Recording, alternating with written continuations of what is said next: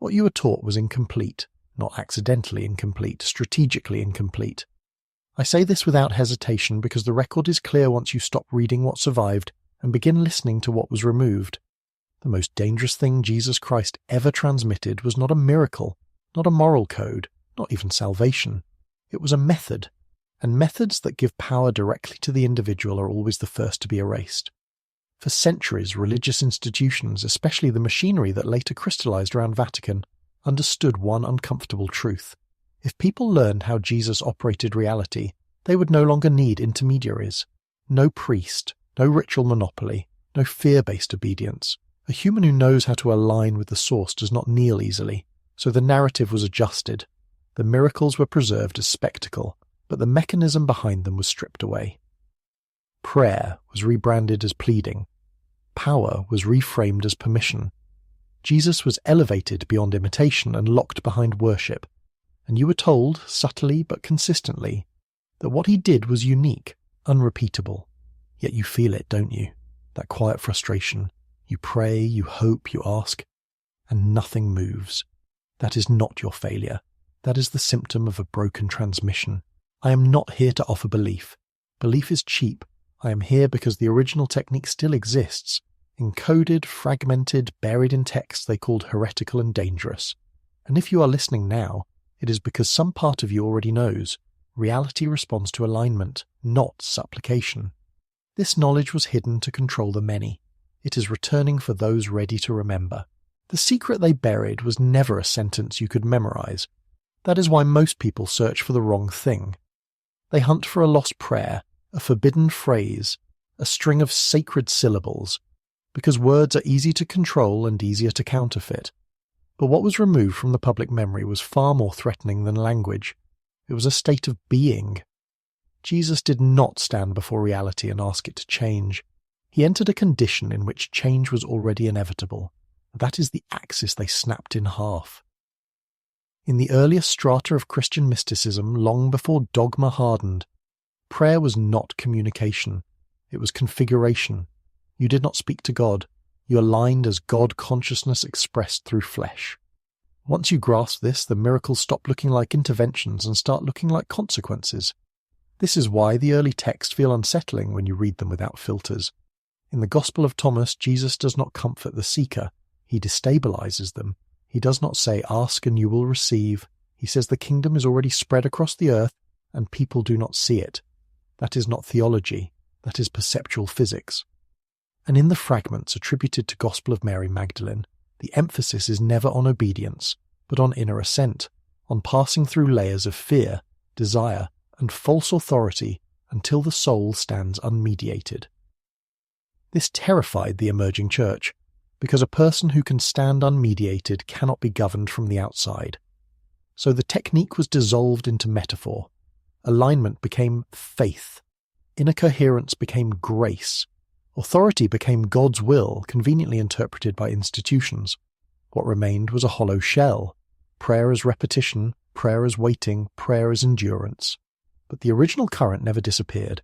It went underground, encoded in parables, scattered across deserts, preserved by those labeled heretics, mystics, or madmen. And it survived because it is not fragile. It is structural. It is how consciousness interfaces with reality itself. You're not meant to believe this yet. Belief comes later, after experience. For now, it is enough to recognize the distortion. Jesus did not beg the universe. He entered resonance with it. And resonance, once achieved, does not negotiate. What they hid was not a prayer you could quote. It was a position you could occupy. When power is removed, evidence is always reclassified as heresy. That is how you know where to dig. The documents that survived outside official scripture were not excluded because they were false, but because they were operational. They did not ask the reader to submit. They taught the reader how to function. Take the Pistis Sophia, a text the Orthodox scholars prefer to dismiss as chaotic or symbolic. Read it without fear, and you see something else entirely. Jesus is not portrayed as a distant savior waiting to be believed in. He is a technician of consciousness, guiding his students through layered realms of reality, correcting their internal posture, adjusting perception, refining coherence. He does not say, "Pray harder." He says again and again, understand. The same pattern appears in the Gospel of Thomas, which the institutional church labelled dangerous because it contained no crucifixion narrative, no redemption drama, no external authority. Instead, it delivers statements like instruments, sharp, destabilizing, precise. When you know yourselves, then you will be known. This is not poetry. This is a technical description of resonance between inner identity and external response. And notice what is missing. There is no emphasis on communal ritual, no insistence on hierarchy, no instruction to wait for divine timing. The seeker is addressed directly, almost harshly, as if Jesus assumes competence rather than dependency. That assumption alone was intolerable to any system built on control. The Nag Hammadi library was buried for a reason, not hidden in vaults, but sealed in jars, removed from circulation, erased from liturgy. Because these texts did something the canon carefully avoids, they collapse distance between human and divine, between intention and outcome, between prayer and effect. Once you see this, the pattern becomes obvious. The Church preserved stories that inspire awe, but suppressed instructions that enable replication. Awe produces followers, replication produces equals, and equals are dangerous. I am not asking you to worship these texts. Worship dulls the blade. I am telling you they are manuals, written in the language of myth, to survive an age that would have burned them outright. Their purpose was never belief. Their purpose was activation. If Jesus had wanted disciples who waited, he would have taught patience. Instead, he taught perception. And perception, once corrected, changes everything it touches. Here is where the misunderstanding was engineered. They taught you to look for a prayer, a sentence, a formula, a request spoken upward. But Jesus never treated prayer as speech. He treated it as positioning, and positioning is physics, not poetry. Watch closely how the texts behave when miracles occur. In the account preserved in the Gospel of John, Jesus stands before the sealed tomb of Lazarus and says, "Father, I thank you that you have heard me." This line has been read for centuries as humility. It is not. It is confirmation. He is not asking. He is stating coherence. Gratitude appears before the outcome because the outcome is already locked in once alignment is achieved. This is the key they dulled.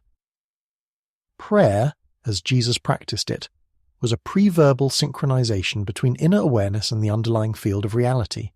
No begging, no hoping, no emotional turbulence. The moment you are still enough to feel this, you realize why institutions replaced it with words. Stillness cannot be supervised. In Gnostic understanding, the universe is not ruled by chance or favor, but by order, what they called the pleroma, the fullness. When consciousness enters coherence with that order, reality reorganizes automatically, not because you deserve it, not because you are chosen by an authority, but because systems in resonance must respond. This is why Jesus often withdrew before action. Solitude was not devotion, it was calibration. He quieted identity, fear, urgency, self-concept, everything that introduces noise. What remained was a clear signal. From that state, a command was not a wish. It was an instruction issued from inside the system. Modern language would call this coherence. Ancient language called it, "The Father and I are one." Different vocabulary, same mechanism. Understand this carefully. The miracle did not occur because Jesus spoke. The words were the final ripple, not the cause. The cause was a silent internal lock-in, where intention and expectation collapsed into certainty.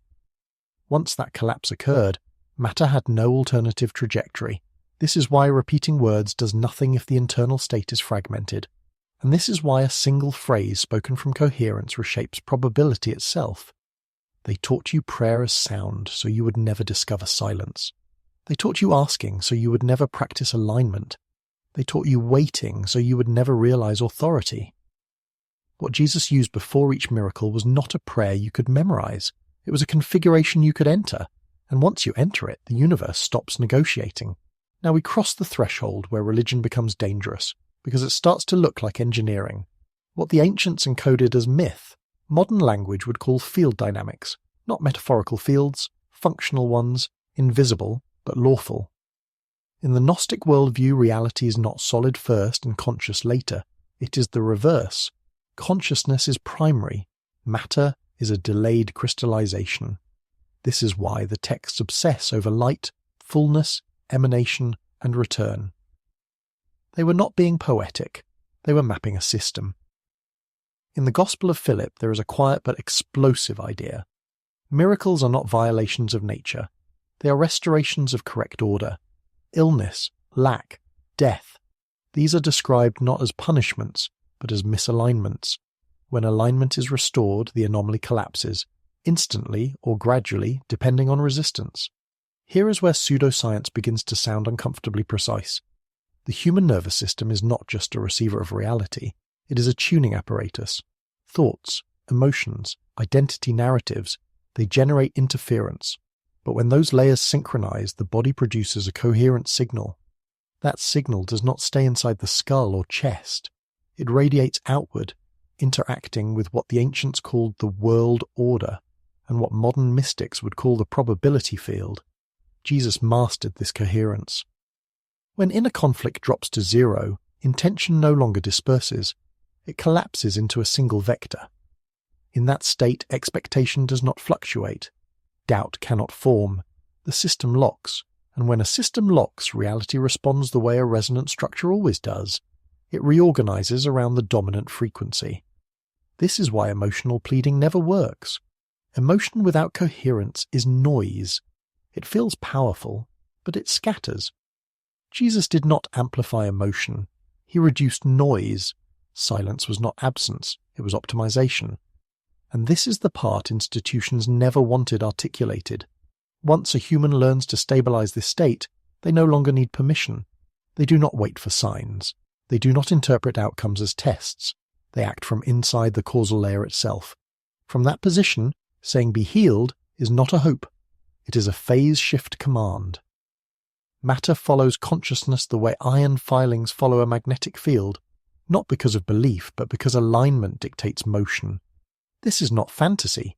It is not even mysticism in the romantic sense. It is a brutal, elegant principle. The most coherent system dominates the interaction. Jesus did not break the laws of reality. He operated them from a deeper level than most humans are taught exists. And once you understand that, miracles stop looking divine and start looking repeatable. Now I speak to you directly, because at this point neutrality is no longer possible. If you are still here, it is not coincidence, and it is not curiosity. Curiosity fades. This does not. What you are feeling is recognition, not belief, memory. The ancient texts were never meant for crowds. That is another distortion. They were meant for those who had reached a specific threshold of dissatisfaction with surface reality. In the Pistis Sophia, Jesus does not teach everyone equally. He responds differently depending on the internal capacity of the listener. This alone dismantles the modern fantasy of spiritual equality. Potential is universal.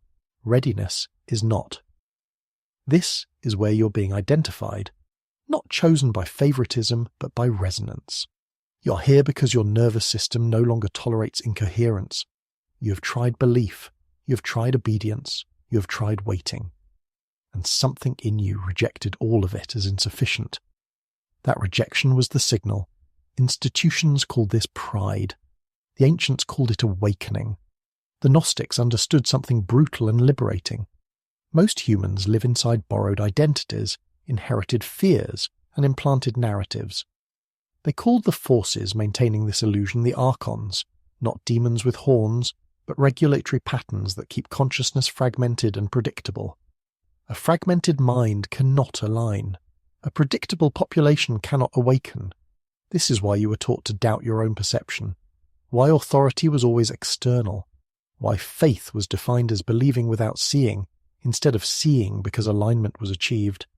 Once you accept this inversion, the prison becomes visible, and here is the part no institution can say without collapsing itself. You do not need saving. You need stabilization. The moment your inner state becomes coherent enough, reality begins to reorganize around you, not dramatically at first, but unmistakably. Synchronicities, timing shifts, resistance dissolves. These are not rewards. They are indicators. If this sounds familiar, it is because you have already brushed against it.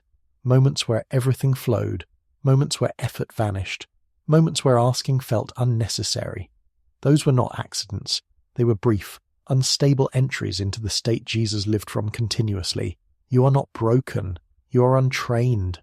And training was precisely what was removed. So understand this clearly, chosen one. Not chosen above others, but chosen from within yourself. The reason this knowledge was suppressed is because once activated, it spreads without permission. It cannot be centralized. It cannot be taxed. It cannot be revoked. You're not here to join a religion. You're here to recover a function. In the next phase, I will show you how Jesus entered this state deliberately, before every miracle, every command, every rupture of probability, not as ritual, as mechanics. And once you see the mechanism, you will never pray the same way again. Now we arrive at what was never meant to be spoken aloud, and yet must be transmitted exactly once. Person to person, consciousness to consciousness, not as belief, as execution. I will not give you words to repeat. That would betray the method. Jesus did not say a prayer before miracles. He entered a condition. And that condition can be entered deliberately if you stop trying to control outcomes and instead reconfigure the operator. This is how it was done. Jesus withdrew attention from the surface world first, not by effort, but by subtraction. He did not focus harder. He released noise. Identity loosened. Roles dissolved. The internal narration, the voice that explains, doubts, anticipates, fell silent. This was not relaxation. It was authority returning inward. Then something subtle but decisive occurred. Attention moved from the head into the center of the body, not emotionally, structurally. A point of gravity shifted. When this happens, thought no longer leads, presence does. You can feel this shift when time perception changes and urgency evaporates.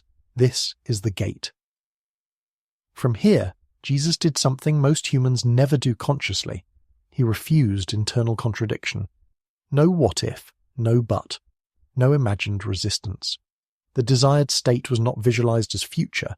It was recognized as already real, not hoped for, not affirmed, recognized. This collapses time. At this stage, intention is no longer projected outward. It is held inward with absolute stillness. This is the most difficult part for modern minds. Stillness feels like inaction, but it is not. It is compression, like pulling back a bowstring without shaking. The moment doubt appears, compression fails. Only after this internal lock occurred did speech happen, and speech was minimal, often just a name, a command, a direction. The words were not persuasive. They were descriptive of what reality was now required to do. Understand this. The miracle did not respond to Jesus' desire. It responded to his state. Desire scatters. State dominates. If you try this as performance, nothing will happen. If you try this to prove something, nothing will happen. If you try this from emotional hunger, nothing will happen. That is why this knowledge was considered self-guarding. Only coherence can access it. This is the reason Jesus could say, calmly and without drama, that others would do even greater works. Not because they would believe more, but because they would one day learn to stabilize this state without fear. Do not rush this. The state cannot be forced, but it can be practiced, not by adding techniques, but by removing interference. Each time you choose stillness over reaction, unity over fragmentation, certainty over hope, you're rehearsing the same internal posture. And one day, quietly, without fireworks, you will notice something unmistakable. Reality will stop pushing back. When that happens, you will understand why they hid this, and why, once known, it cannot be unknown. This is where the ancient texts lower their voice, because power without orientation becomes destruction, and destruction always invites regulation. Not moral regulation, energetic regulation, the kind that snaps back hard. The Gnostics were not naive mystics intoxicated by light. They were engineers who understood feedback. In the suppressed passages of the Gospel of Mary Magdalene, there is a repeated warning disguised as cosmology. Forces arise automatically to counter unstable authority. They called these forces archons, not monsters, not devils, but corrective structures that enforce equilibrium when consciousness overreaches without coherence. This is why the technique was never taught as a shortcut to desire fulfillment. The moment the ego attempts to use alignment to dominate, extract, or inflate itself, coherence fractures. The signal degrades, resistance returns, often amplified, not as punishment, but as correction. Understand this clearly. The state Jesus entered is impersonal. It does not serve identity. It dissolves it. When people attempt to use this method to gain status, control others, or escape inner work, the field responds with obstruction, confusion, exhaustion. Many mystics mistook this for spiritual attack. It is not. It is physics. Institutions weaponize this inevitability. They pointed to failed imitators and said, "See, you're not meant to do this." What they did not explain is why those imitators failed. They sought outcomes without transformation. They tried to move reality while remaining internally fragmented. That is not authority. That is noise with ambition. Jesus never warned against power. He warned against division within the operator. A house divided against itself cannot stand. This was not a moral sermon. It was a system statement. This is also why the technique cannot be industrialized. The moment it becomes a mass ritual, it loses precision. The moment it becomes a product, it loses integrity. And the moment it becomes an identity, I am awakened. I am chosen. It collapses back into the prison it sought to escape. So here is the caution you were never given.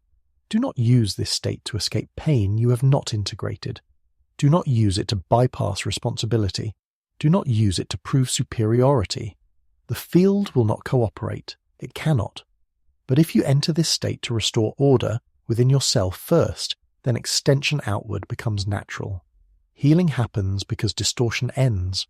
Provision appears because conflict dissolves. Guidance sharpens because interference drops. This is why Jesus healed and fed and restored, but never accumulated, never dominated, never leveraged miracles for control. He understood the law. Coherence grants access, not ownership. Power that flows through alignment leaves no residue. Power that is claimed leaves scars. That is the difference between liberation and collapse. Here is the final fracture they never repaired. Because repairing it would have ended the illusion permanently. Miracles did not disappear. They were relocated, from lived experience into mythology. Once placed safely in the past, they could be admired without being accessed. Once attributed exclusively to a single figure, they could inspire devotion without triggering replication. This was the masterstroke. But the mechanism never stopped operating. Reality has not changed. Human capacity has not vanished. Only the key was removed from common reach, and a locked system always convinces its occupants that the lock is natural. Jesus did not come to impress history. He came to demonstrate a baseline human function when interference is removed. That is why his tone was often calm, even irritated. That is why he never celebrated miracles. To him, they were not spectacles. They were indicators that alignment had been restored. When he said the kingdom was within you, he was not offering comfort. He was stating location. When he said faith moves mountains, he was not romanticizing belief. He was describing what happens when coherence exceeds resistance. And when he said it is done, he was not declaring victory. He was acknowledging closure, cause and effect already sealed. This is the part you must hear without embellishment. Nothing external is coming to save you from a system built on fragmentation. No revelation, no authority, no future awakening event. What you are waiting for is the removal of internal noise, and that cannot be granted. It can only be practiced. The ancient world understood this and encoded it in myth because plain language would have been erased entirely. The modern world buried it under psychology, theology, and endless commentary. Different methods, same outcome. But something has shifted. You would not be here if this knowledge was still inert. The fact that it resonates now means the collective tolerance for incoherence is breaking down. Systems built on dependency are destabilizing. Authority is leaking, and individuals are being forced back into direct contact with reality. This is not a mass awakening. Mass movements collapse. This is a distributed remembering, quiet, uncoordinated, impossible to police. You do not need to convince anyone. You do not need to announce anything. The moment you stabilize this state, even briefly, your life will begin to reorganize. Not magically, precisely. Opportunities will align. Resistance will thin, and what once felt impossible will feel obvious. That is how you know the key has been returned, not because reality obeys you, but because it no longer fights you. And once that happens, you will understand why they could only hide this for so long. I will not ask you to believe any of this. Belief is passive, and passivity is the old cage. What I ask for now is something far more dangerous to systems built on control: commitment through experience. The ancient initiates understood a principle that modern culture forgot. Knowledge does not activate through agreement, it activates through decision. A quiet internal line crossed. Once crossed, perception reorganizes on its own.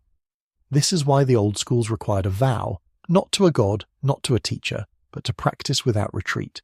So here is the final transmission, spoken plainly. Do not repeat these ideas. Do not preach them. Do not turn them into identity or performance.